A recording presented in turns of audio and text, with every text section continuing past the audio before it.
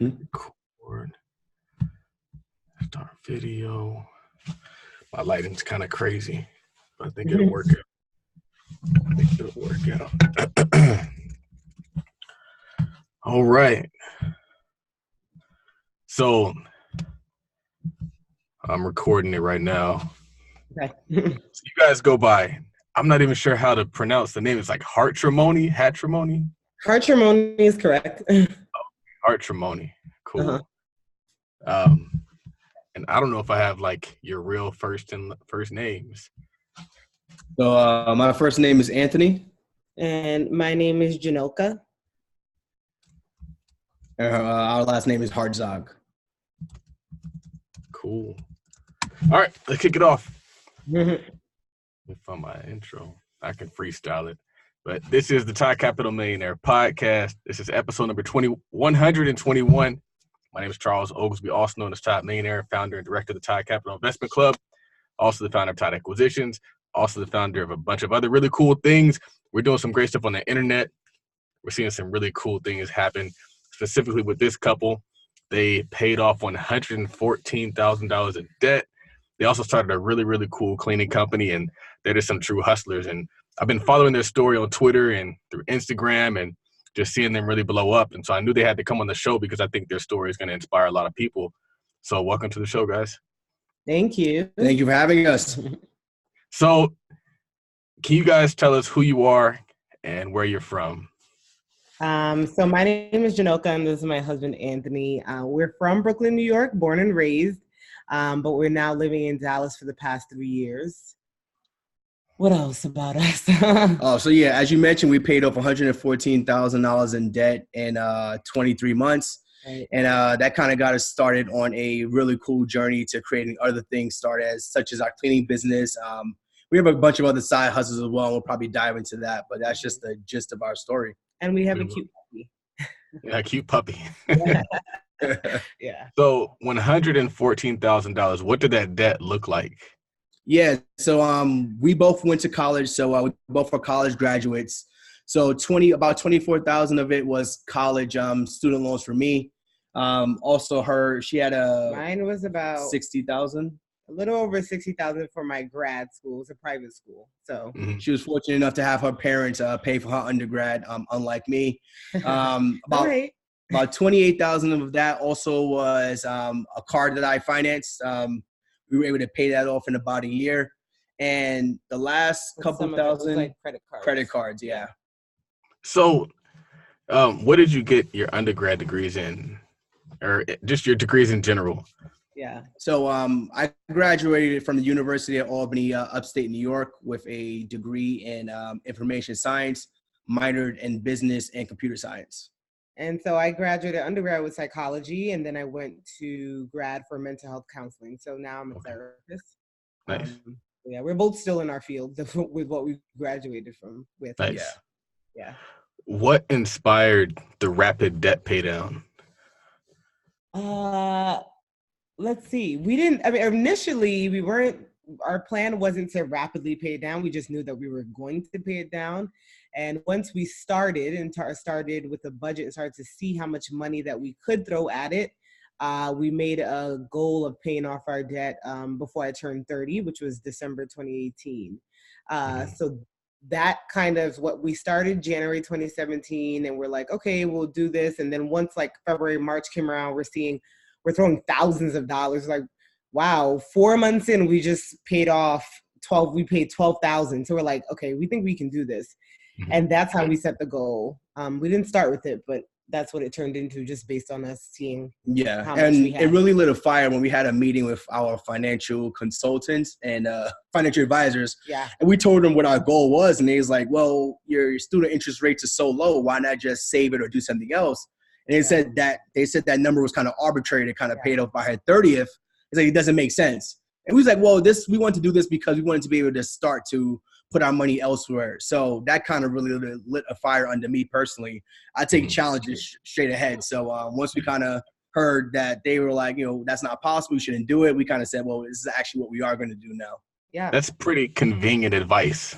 Yeah. that the guy who's going to benefit from you not paying down your debt, but instead benefit from you investing, is going to give you investment advice as opposed to pay off your debt advice. Exactly. Do you think that that advice was right and you guys made the, or do you think that advice was wrong and you guys made the right decision? For us personally, I feel like we made the right decision. I'm not sure. I mean, now that we're out of debt, we are looking into investing and things like that. But personally, that's not something that I grew up learning about or would say like, yeah, let's jump in and throw 20,000 towards that. I'm not a risk taker really. Yeah. So I wouldn't feel comfortable doing that prior to the debt. Now I'm open to way more things. So I think that this was the right steps for us. Definitely. I definitely agree with Janoko on that, because when we realized how much we were putting towards it, and the financial advisors, they're going to give you, so a lot of times they're going to try to do what's in your best interest for the most part. But us putting that monetary, that initial goal of paying off the $114,000 by her 30th birthday, it just happened to be 23 months. That kind of gave us something strong to shoot for, and it also brought us together stronger as a couple. So, what's so crazy about this is, before I ask you how you did it, I love the fact that you guys are married, because I feel like, imagine if you're like a dude and you're like out here single, 28, and you want to pay off your debt, but there's girls out there who you got to impress. I feel like it makes it difficult to accomplish your financial goals if your goals aren't aligned with the women that you're with, because they're like, I want nice stuff. I want to go nice places. I like steak. And you're like, no, I like steak. Yeah. But I feel like it's kind of cool that you guys did it together, because maybe you do it in moderation. However you guys did it. But I feel like it's very important, and I tell people this all the time. Like, I just feel like marriage it gives you an advantage. And sometimes that advantage isn't just the dual income advantage. Sometimes it's like we're on the same page advantage, and we're working towards the same goal advantage. And it's not a monetary advantage, but it still gives you an advantage. Right. And it's funny that you mentioned that, because I always talk about that. I was like, that dual income definitely makes a difference. It definitely does. And I mean, you talk about being on the same page. Originally, we started in January, and, Anthony got into like listening to Dave Ramsey and just listening to that. And I'm like, he's like, we could do this. We could do like hearing stories. And I'm like, well, what's the biggie? Like, we'll pay it off. It's fine. Everyone what's has the debt. rush? Yeah. What's the rush? We'll just get it done. And then finally, like, Valentine's Day, I gave him the course. Dave Ramsey has a course that we took together as a gift, at kind of me saying like, okay, I'm on board. Let's do this. I see how important this is to you, and I can see like how it would help our future. So that month I was a little like, Yeah, she gave me that course. That let me know how she realized how important it was, not just to me, but also to us as a couple, but also to our, generational wealth. What does it look like down the line when, we have kids, or we start buying houses, and there's no debt attached to what we currently have. And, when we first started, like, everyone's broke. Everyone's in debt. Everyone's broke, but we want to be different. Yeah. That's kind of what started sparking us as well. But that is, marriage is definitely a growth hack. Yeah. We spoke to a couple who was trying to start a business, and, they were like, well, how do we start? I was like, you guys are ahead of the competition because you guys have each other. You don't have to worry about any outside forces, being behind you. You guys have each other, and that's automatically going to put you ahead of anyone else doing what you're doing. It's so crazy. I always tell my wife, I'm like, we can't work the same job, but we can work the same business. And I can't, like, you're better at certain things than I am at certain things, and I'm better at certain things than you are at certain things. But I can't just show up at your job like, hey, I'm here to like write the contract for you. Like, no, she has to write her own contract on her job. Right. And I feel like we overlook, we take it for granted, but it's cool to see that there are people out here who it's working for. And I think across the board, like, it is working for a lot of people. So the question is, how did you guys do it? How did you guys pay off that much debt in that amount of time? I'll start with that one. It started with a mindset shift. I think that would be the biggest part of it. Everyone kind of says they want to do something, but having your why was very important to us. We put a board on our refrigerator that I'm looking at right now that's still there with a thermometer. We put what is our why. We also printed out, the contract that she gave me, what it said, what would our life look like after we pay off our debt. Yeah. And we were able to see that every single day. So starting with your why and a mindset shift. That and then budgeting. Right. We were not budgeting before. I guess we had We an loosely idea. budget. We knew what was coming in. We weren't going in the negative. We weren't budgeting. And even before we even started with the mindset, seeing how much we owed in total debt, we didn't know that either. We never calculated it all together. We knew, okay, maybe you have 6,000 here, but just putting that full number together, like, oh, wow, okay. And I was actually surprised when I found out that she was her postgraduate degree was $60,000. But I had said that. I had no idea. I said that. It was a private school. Hofstra is not. It was a private school. I didn't. $60,000 is a lot of schooling. Yeah, especially if you're not a doctor or a lawyer. But yeah, so knowing the total number, I think, was important, and then mindset, and then budgeting, because then we were seeing like, okay, once we budget our rent, Ubers, whatever, this, that, and the other, why do we have over $1,000? Like, where are we spending that $1,000 each month? Clearly, it was either just sitting there or being spent. Right. So that helped us tremendously once we got a budget to visually see our numbers. Like, okay, anything excess, technically, can just go towards the debt. And then at the end of the month, if I didn't spend all the money on the Uber or all the money in the restaurants, anything left from there can just go towards the debt. So that's really cool. I never thought about it that way. It's like you have a budget, and then when you have that's extra, you can just use that to pay down your debt. Right. So it was pretty much running your household finances like a business. What's the cash flow that's left for the end of the month, and where does it go to? Right. And then our biggest thing was we increased our income. I know a lot of times people say kind of decrease it, cut corners, don't go here, don't go there, but that kind of wasn't realistic for us. Our family's in New York. We want to travel to New York. We do like brunch like everybody else. Yeah. Avocado toast, whatever. Right. whatever. So we do like those things. So, I mean, we cut in regards to maybe getting, when we were using credit cards, getting a yearly fee waived, or we called the cable company and said like, okay, what's happening? We merged I was on Sprint, he was on AT&T. We became a family plan. So little things like that we did. There's only so much of that you can do. Right. Right. Like you can only go so far down, right? Right. And so they're like, yeah, no, ma'am, that's. And the opposite of that is you have unlimited amount of money you can earn outside of your job. Yeah. Absolutely. So then we increased our income. So, I mean, I work from home full time. I still work for my job that I had in New York. So I work from home. I was getting off at 4:00 Dallas time. So I kind of had plenty of time through the day. So what I would say started it was, he started listening to tons of podcasts. So we started doing dog sitting. We had a dog. He was kind of shy. It helped. That's dope. So that, with me working from home, it just made sense. So that brought in a couple $100 a month. That brought in good income. Then when we bought his car, we started renting out his car on Turo. That brought in income. And then he started working at Equinox. We picked up jobs. Yeah, we started working at Equinox. And because we love to work out, you get to working out free there. So he started, and I'm like, well, what am I going to do at home? I want to work too. So then I started working at Equinox. He worked there for about 7 months, but I still work there. I'm actually a manager there of the front desk. But it's obviously a part-time thing. We also, since I'm a therapist, I started doing private practice on the side of our regular. On the side. Yeah, on the side. So like Monday and Thursdays and Saturdays, that was, committed to that. What else did we do? There was some surveys that he went to. Surveys. We started doing consulting. We started a blog. And then also, obviously, we started the cleaning business. And then we started the cleaning business. Nice. Yeah, that was all in the midst of paying off the debt. So we realized, I love it. Yeah, we were busy. I mean, some of the things we still do. I mean, we don't rent the car out anymore. But we still watch dogs. I still work at Equinox. So, yeah. There's so much there. That whole chunk we could just talk about for the rest of the podcast.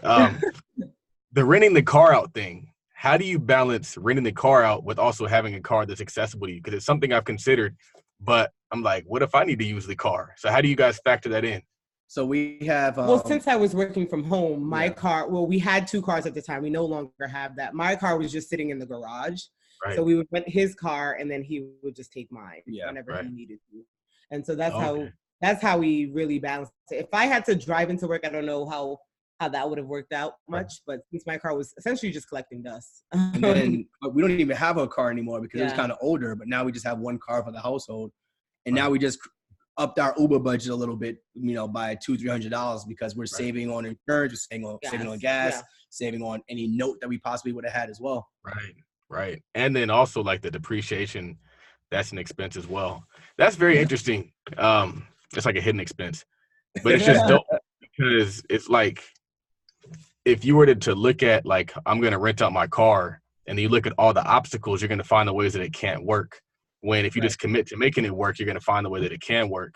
And that's true with like everything you guys have discussed. What's really cool is you guys just hustled and made the money. And I feel like a lot of people can get there if they just hustle and make the money. A lot of people will say like, oh, 2 jobs are for 2 people. Do you agree with that statement, or do you think that statement is just kind of lazy? Well, I would probably say growing up, I never thought about having extra jobs, about extra work. I barely had a job. And I was doing it in college. I was a RA, a resident assistant. I was an SA student assistant. I was orientation assistant. I was a housing manager. I had a bunch of different jobs, but I never thought about me doing it because I would want to make extra money. I was doing it because I was just involved on campus. Right. But looking back, I realized I did have quite a few jobs growing up. Now that I think about it. Yeah, me not so much. I did like summer youth with summer, and I worked with my uncle at his store one time. But like my first real job was like sophomore year in college. Mm-hmm. So having multiple jobs was never a part of my agenda at all. And if you look, and my mindset growing up was like, why do you have extra jobs? You don't have money. Right. No, you have extra jobs because you want more money. Right. Essentially. Right. I mean, because I know some people are Equinox. They were like, don't you have a full-time job? And your husband comes in here dressed. Why do you guys work here and stuff like that? I'm like, because we're trying to pay off our debt. I literally would just say that. That was a lot of it. Working at Equinox it's a high-end gym. So you got a lot of older white gentlemen in there. They'll see me come in dressed from work, and I'm dressed suited and booted, tie and everything. And then they see me change my clothes into a maintenance shirt, Mm-hmm. They're like, wait, you were just fully dressed. What are you doing working here? So once people started wanting to know more about our story. So we're telling them, and they're like, whoa, you have a great paying job and you're still working here. It's kind of just motivational for a lot of people. Right. Yeah. Right. I think that if anybody's listening to this show, that should be motivation, because there's so many people out here who they'll like have all this debt and they'll say, oh, I'm going to have debt forever, or I'm not going to do that, or I got a degree, why should I be doing that? And I feel like I tell somebody, because I have a weekend job as well, and I told somebody, I was like, that's an extra $1,500 for the month. Like, do you not want an extra $1,500 a month? Yeah. No, seriously. When we were both working at Equinox, it was easily over $1,000 we were bringing in. Then we had the Rover and the Turo, so we were like, please. Right. It was like, duh. We stopped the Turo because he said, he wanted to enjoy his car. Once we paid off his car, it was over for that. Which was fine with me. I'm like, it's your car, a new car that you want to enjoy. And so that was a debt already gone. So it's like, okay, let's keep hustling. That alone is just insane. So you bought the car and then rented it out. What did the numbers on that look like? What did the numbers look like? Yeah. That was like, so we were bringing in about $800 a month for renting the car. For renting it out, yeah. So people will come pick it up, and the people that are renting it out are normally people who just come to Dallas to visit. The only issues we've ever had was people who were locally renting it out. It's kind of like, wait, why do you need to rent out a car if you live a couple miles away? Because they probably want to do something locally that they probably shouldn't be doing. So. But most people are traveling in town. They're visiting family or friends, or they're traveling. One time you had like a tire pop, but Turo paid, like the company pays for that and stuff like that. Really? Yeah. There was no major issues. Yeah, there was they cover that. So that was another thing. I know people are like, you're renting out your new car. But yeah, they cover that. So yeah, and we started out by putting it out there for about $30 a day, but by the end, that was just to build up reviews and build up pretty much just people trusting your brand. So by the time we were done with Turo, we had about $75, $80 a day. We had over 65 reviews. So people were willing to pay. I got to a point where it was like $80, $90 because I didn't want people actually using it anymore. I was like, if you're willing to pay $80, $90 for, Infinity, then, why not? Yeah. I just think it's dope. Decent income. I just think it's dope that you bought a new car and let somebody else pay it off. Yeah. Yeah, that Like, definitely did help. And they paid it off early. It didn't go full term. That is And it was crazy to me. August 2017 to I don't know, it was a year. So August 2018. Yeah. Just right. about. That is dope. I'm gonna tell my wife that because she needs to let me buy a new car. I'll just try to put it on Turo. That's a good way to get it paid off. Right. Yeah. So the cleaning business, it's been doing well from what I see. What inspired you to start that business, and how did you grow it? Well, I would say I always tell everyone almost all of our ideas come from Tony. With him listening to podcasts Like yours and others, yeah. Yeah, every day it starts with, so I was listening to this podcast and all of them. I swear, that's how all the conversations start. 3 years now. I'm like, okay, here we go. Come with it. So he had listened to a podcast and heard that a college student was making over $10,000 a month doing a cleaning business, essentially. That was that podcast was Side Hustle School. Yeah. We were actually featured on that podcast after the episode came out too. But yeah, so he heard that and he's like, yeah, I'm like, okay, yeah, no. I was like, I shut it down. I'm like, no, there's no reason for us to do that. At first I thought he meant like for us to do the cleaning. And I'm like, there's no way I'm about to do cleaning. And he's like, no, you can do this, you can do that. I'm like, okay, now let it go. So I went back, I kind of wrote down a game plan and said, all right, here's what this actually looks like. Yeah, like here's what we'll be doing. Kind of a business plan, essentially. I brought my wife a business plan to kind of get her on board. That's what it takes to be on board. That's really smart. That's really smart. So I let the idea. The thing about women, you kind of gotta let the idea. They have to come to their own idea essentially. So you plant the seed, let them come back and let you know if they're gonna do. How long did it take for the seed to come back? Like 2 months or so. Yeah, I brought the idea up probably May 2017. Maybe. Yeah, I'm not sure when you brought it up, but then 2 months maybe we came back and then I was like, all right, fine, we'll do it, fine. And then we started rolling maybe like August, September. Yeah, we wrote down the game plan of what our the last quarter will look like for the cleaning business. And like starting it and going live and what that looks like and stuff like that. So then we went live per se Thanksgiving Day. And then the next day we got a booking. Wow. Yeah.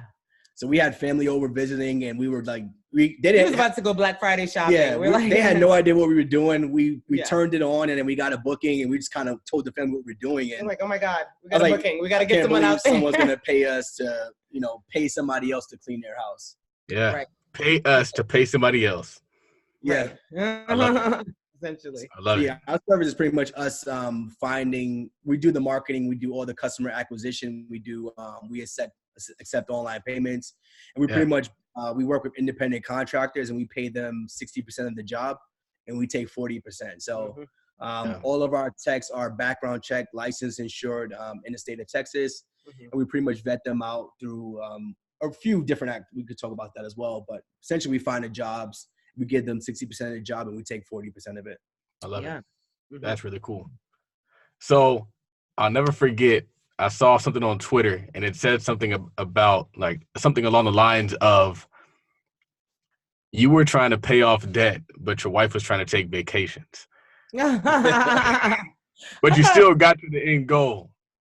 Yeah. So because the reason we started this journey, because my resolution was, it's funny, I said I wanted to save more and travel more for 2017. That was my New Year's resolution. He's like, that doesn't make sense. You can't do both. And I'm like, yeah, well, I think we can, because I'm like, I think, we're at a good place. I think we can. It shouldn't be a problem. And so that's kind of where that came from. In the midst of us paying off debt, I traveled to Trinidad Carnival. I did. But I paid for that all with like the Equinox.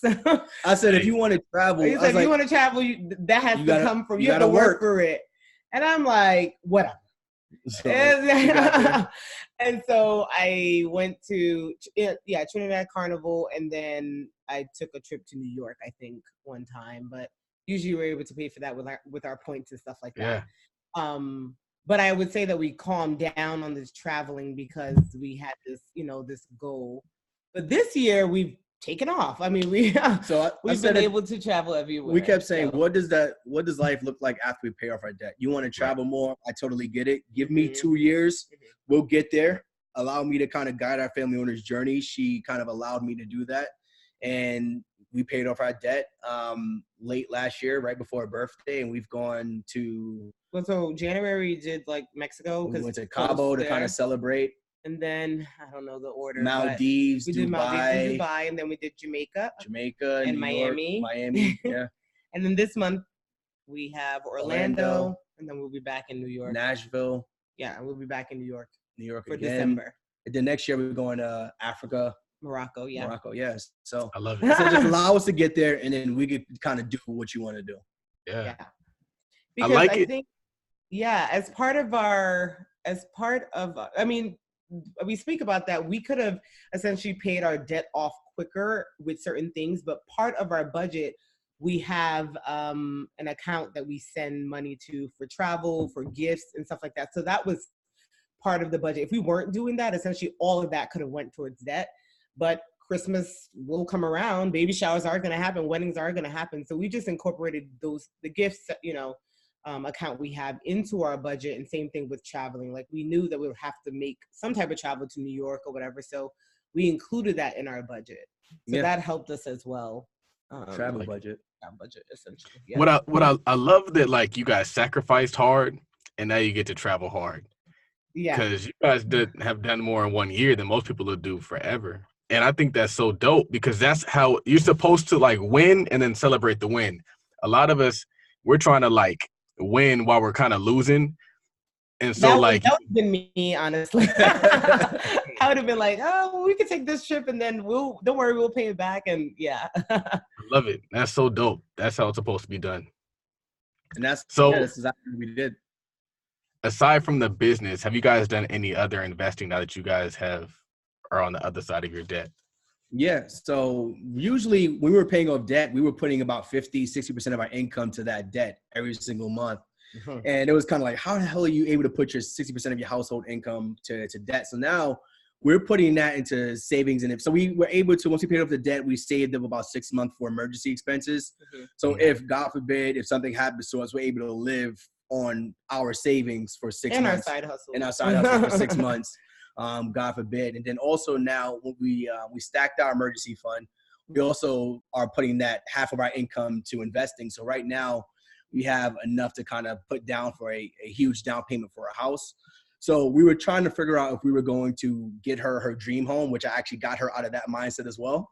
Yeah, everything changed. So the house, her dream home actually turned into, all right, let's focus on getting a home that we can invest with and grow with versus just putting $500,000-$600,000 down for a house that you want to live in for 10, 11 years. Right. So I changed her mindset there. So right now we're looking into investing in a property, hopefully like a duplex or multifamily. Yeah, we're trying to look into multifamily. But her how did you do it? You must be a very, very slick talker, a smooth talker. I think once you kind of, like I said, you got to show them what the way is, I guess. Yeah. Let me see. I don't know if you're a slick talker, but you do talk about the same thing a lot. There you go. With what you hear, and this is what we could do. And like I said, neither of us grew up with this type of like mindset. I have like aunts and uncles that I can say distinctly, I knew were like entrepreneurs and know exactly what's happening with their money. They have all that stuff in order. But that's not necessarily how I grew up. So I'm more, like I said, I'm not a risk taker. So like house hacking and this type of stuff is a big risk. And I'm like, he's like, well, you're not going to gain if you're not risking. And I'm like, okay. So most of the time, the way I see it is that he usually doesn't ask for much. Most of the time I get my way, about 80-85% of the time. So if he's continuously bringing something up, then it's important. And he must have done his research and he obviously knows what it is. So then I'll be like, okay, let me be open to listening to this. Kind of like us moving to Dallas. It was the same thing. I did not want to come down here.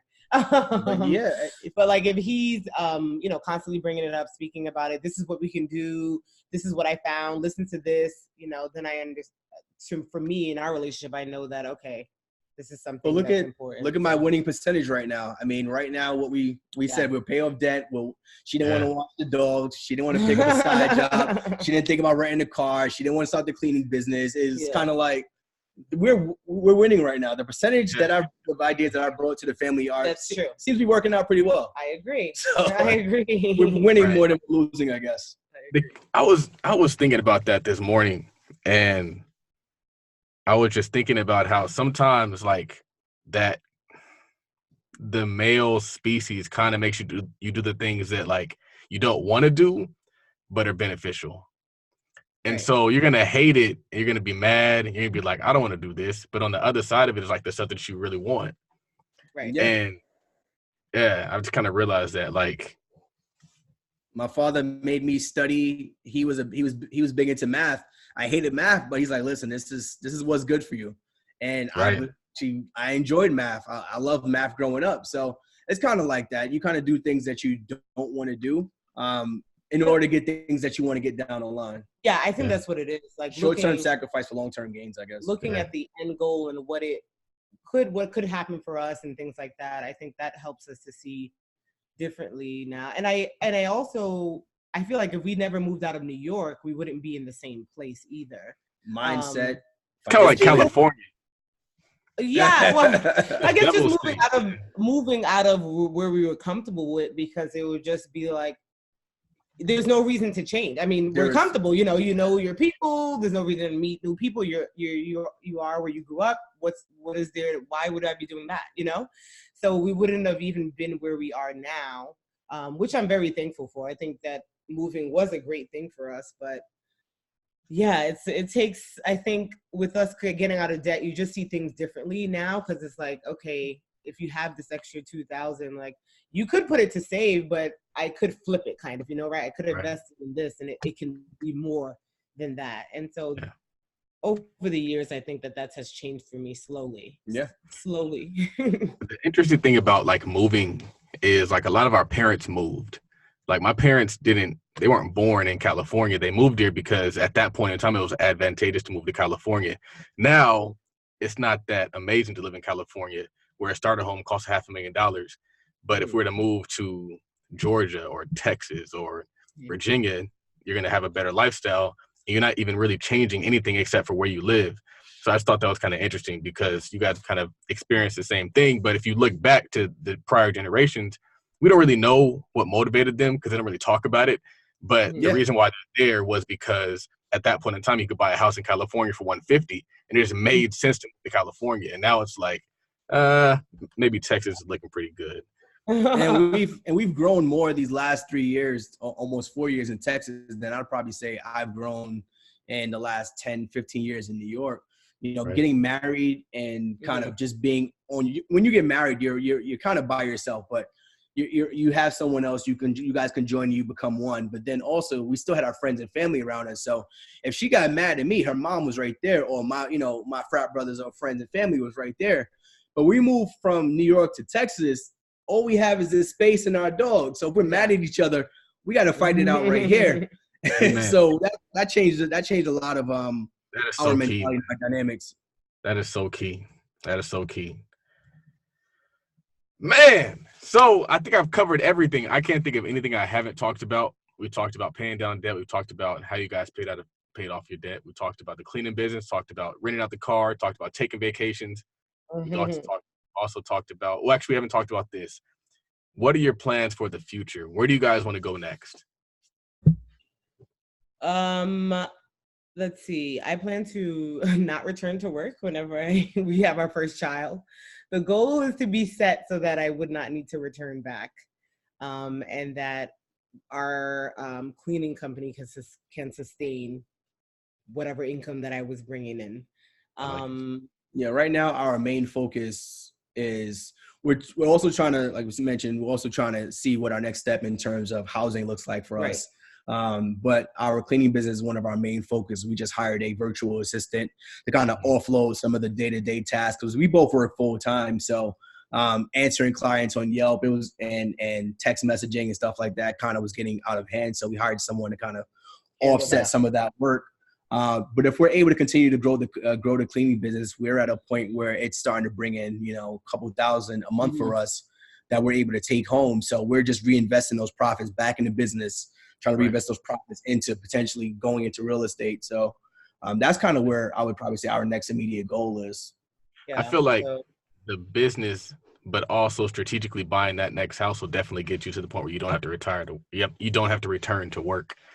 So it's like if you house hack something or you buy a multifamily where you're living for free, you work when you want to work. So far, we've been looking at properties in Dallas, but the way we live right now in our apartment complex, we wouldn't be able to live that way in a multi-unit that made sense financially. Yeah. What do you mean? What do you mean by that?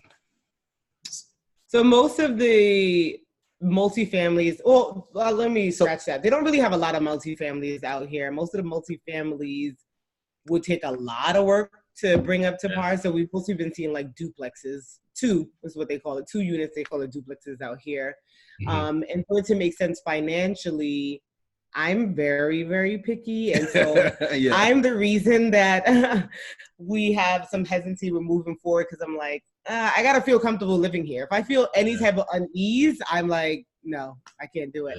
I don't want to do it. So I think that's the biggest obstacle, finding something that is in our budget that would make sense for us to make some type of income or not pay as much as we're paying now.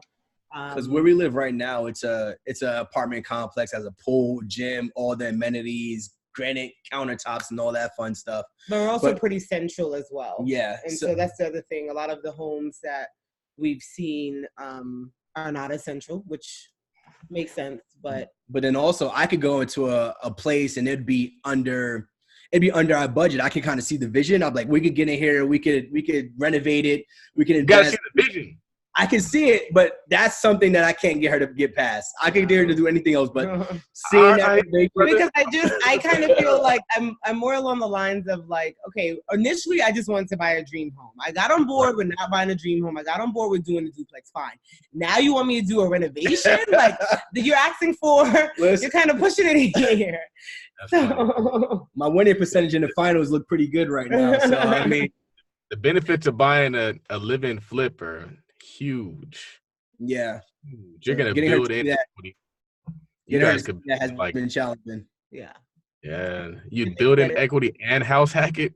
That's just like a win-win. They're gonna pay you like this huge $50,000, $60,000, $70,000 windfall. Plus, you're gonna live for free. That's what infamous CPA just did. So yeah, he's actually one of my frat brothers too. So some of those gems. But let's talk about that. How has Alpha Phi Alpha influenced your life, man? I would say it's been extremely influential, bringing me around like-minded individuals. I probably wouldn't have gone as far as I am today without seeing men who've done things who have done some of the things that I'm doing now, and getting advice from them. My father died when I was young, so that was really huge for me. Talking to men who were kind of where I am today. So really instrumental in growing up. And then it also brought us back together too, back in college. How so? Oh, because of the party? Yeah. we dated in high school and then we broke up and then the frat party got us back together. Oh yeah. So we wouldn't be married today then. Maybe we would. I don't know. Probably. It's been instrumental. Are you a part of a sorority? Oh no, I'm not. Okay. Just curious. Awesome. I definitely see the value in historically Black Greek letter organizations. Last few questions are: who is somebody that you look up to and why? I'll let you go. You want to hear really? What are you gonna say? Okay, so somebody I look up to is my mother. She was a single mother, raising me in Brooklyn, got her master's. All my family's originally from Panama, so all me and my cousins are first generation American.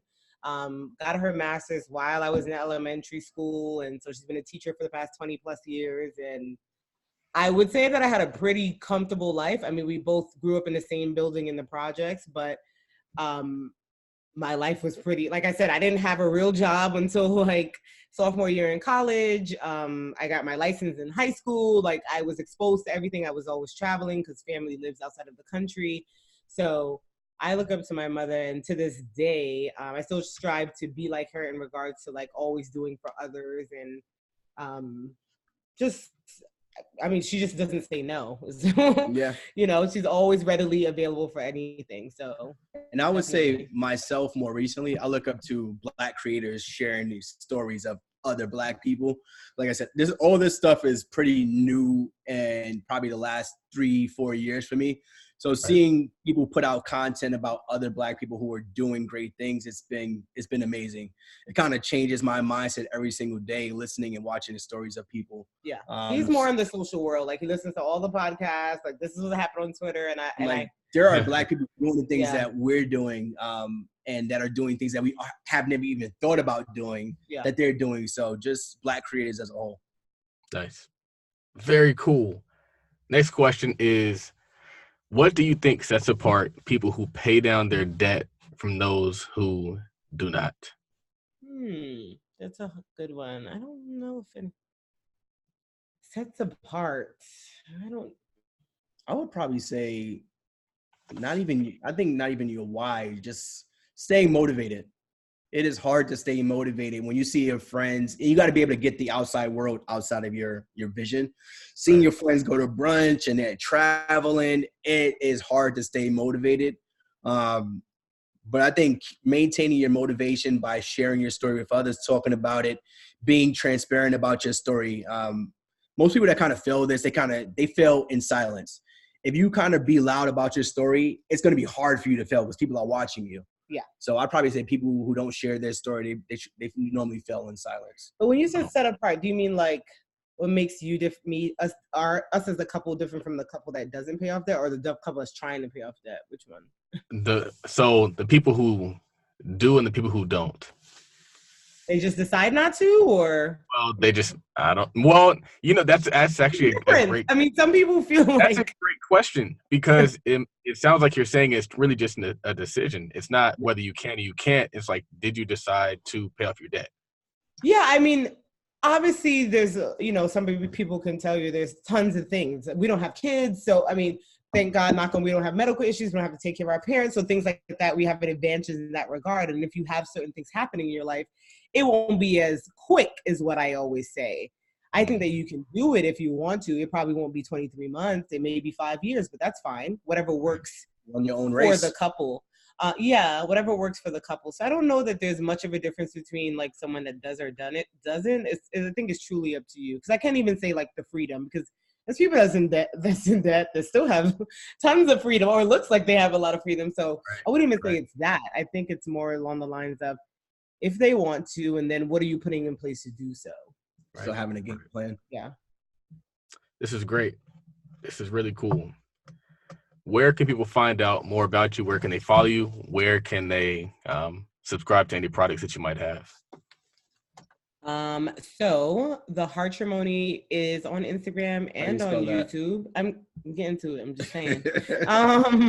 And so that is at the HARTRIMONY.